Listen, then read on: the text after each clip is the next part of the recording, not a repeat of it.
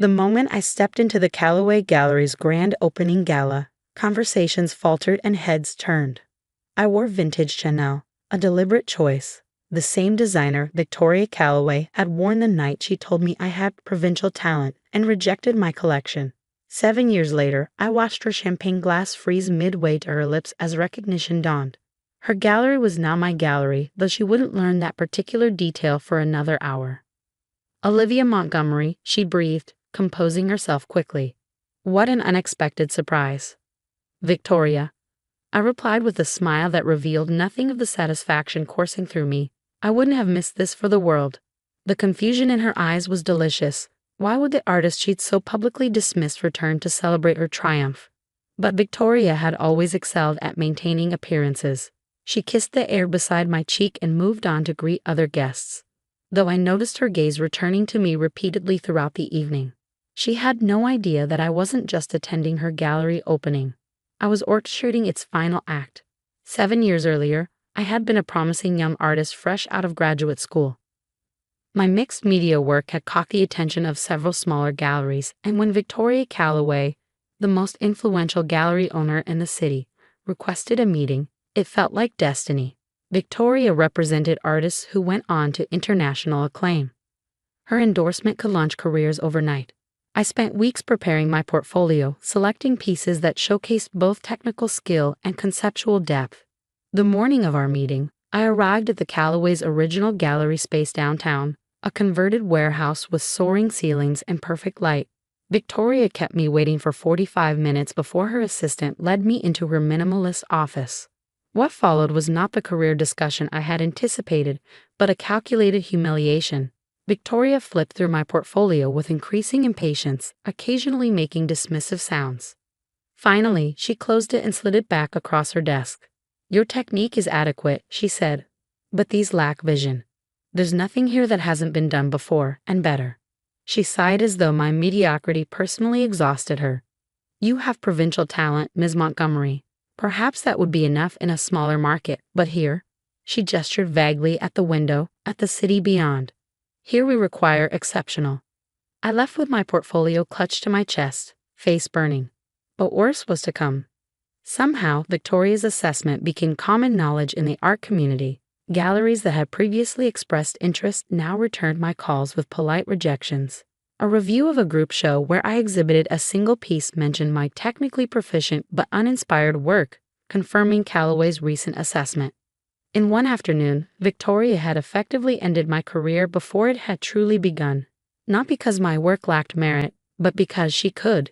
Because power in the art world was currency, and Victoria enjoyed spending hers. I retreated to my tiny studio apartment, alternating between despair and rage. For 2 weeks, I barely slept or ate. Then one morning, I woke with startling clarity. If I couldn't succeed as the artist I'd imagined being, I would become something else entirely. First, I took a job at a commercial art consulting firm that placed artwork in corporate offices and hotels. It wasn't glamorous, but it provided stability and, more importantly, connections.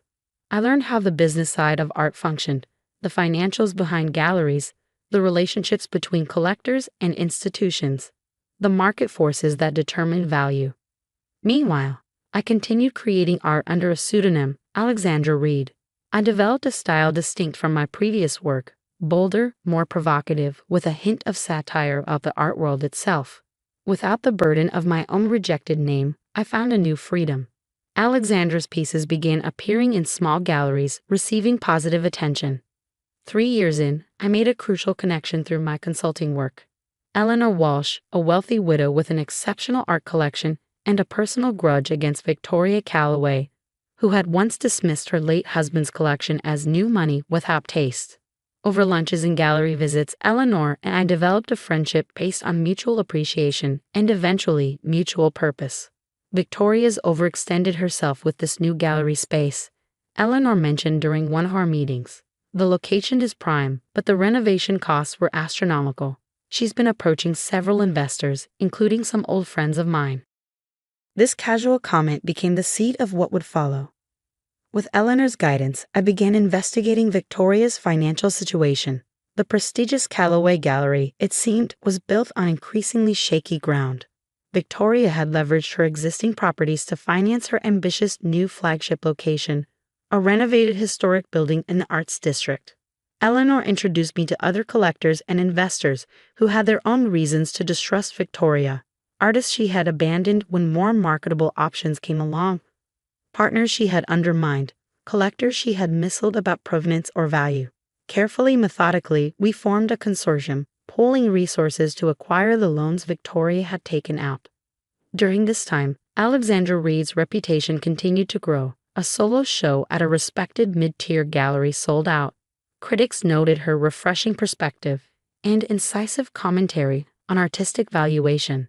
Victoria, always alert to emerging talent she could profit from, sent her assistant to approach Alexandra about representation. I declined through an intermediary, citing scheduling conflicts.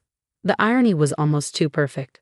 4 years after Victoria had dismissed my work, I had accumulated enough capital, financial, social, and artistic, to execute the final phase of my plan.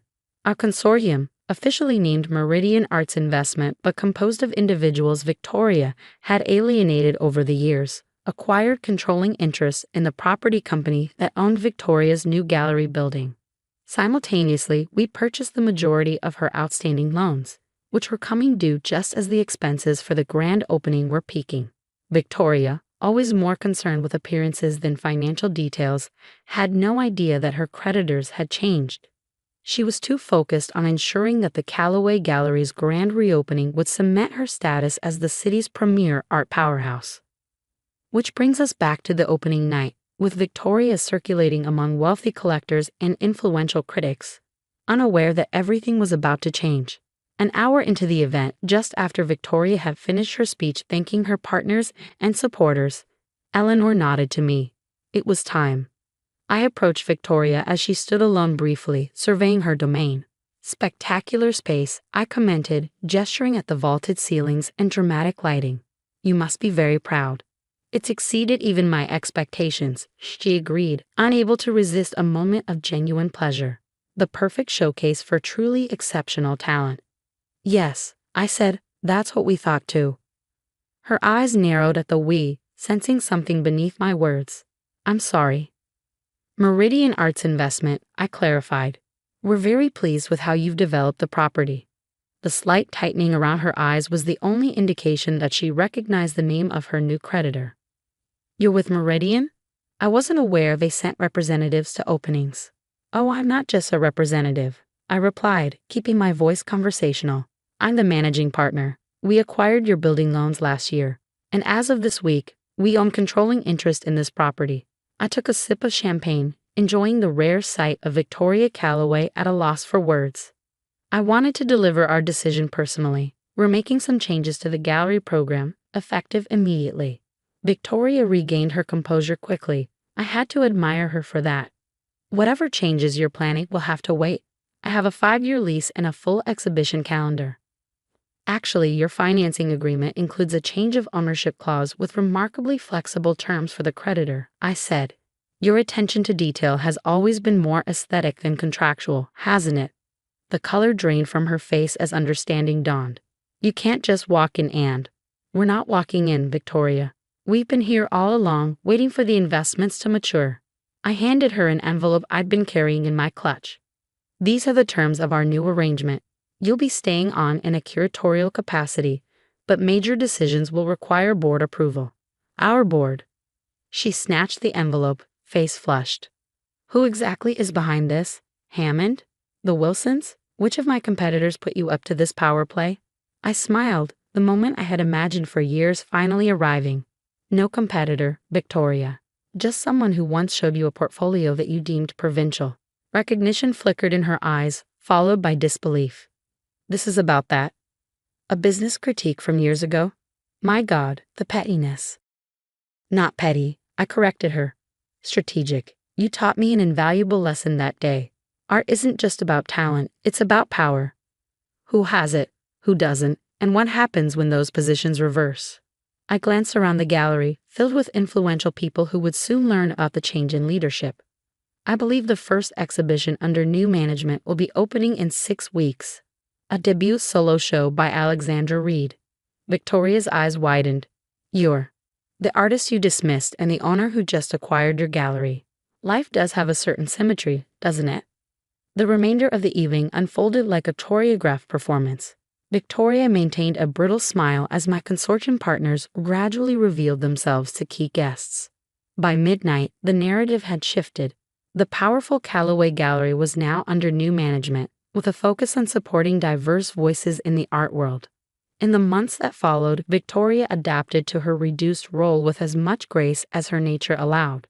The gallery, renamed Montgomery Contemporary, built a reputation for discovering exceptional talent overlooked by more established institutions. Alexandra Reed's exhibition was a critical and commercial success, though I eventually retired the pseudonym, having made my point.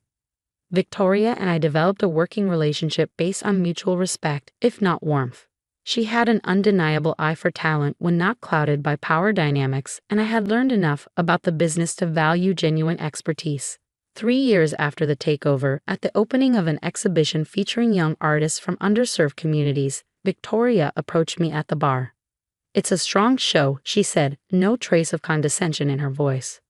"That piece in the East Gallery, the textile installation. The artist has something special. I thought you'd appreciate that one," I replied. She reminds me a bit of myself at that age. Victoria studied me over the rim of her glass. "Would you have built all this without me? Without what I said to you?" I considered the question seriously. I would have been a different artist, perhaps a successful one in conventional terms.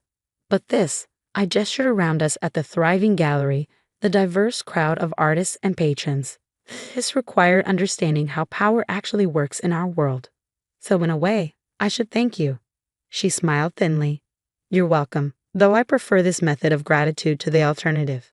That night, after the guests had departed, I walked through the quiet gallery, considering the journey from that humiliating rejection to this moment. The victory was not in the acquisition itself, nor in Victoria's diminished status, but in the space we had created, one where talent could be recognized regardless of pedigree or connections.